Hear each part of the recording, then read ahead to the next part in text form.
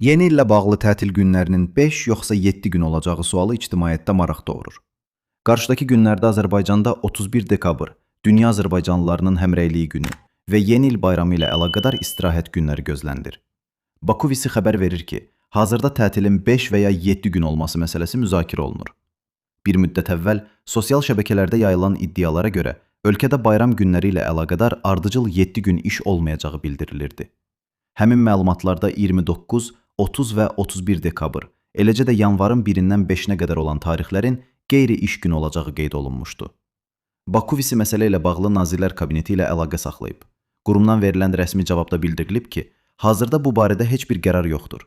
Əvvəlki illərin təcrübəsinə əsasən demək olar ki, bu ildə 29 və 30 dekabr rəsmi iş günü, 31 dekabr və yanvarın 1-dən 4-nə qədər olan tarixlər isə qeyri-iş günü olacaq.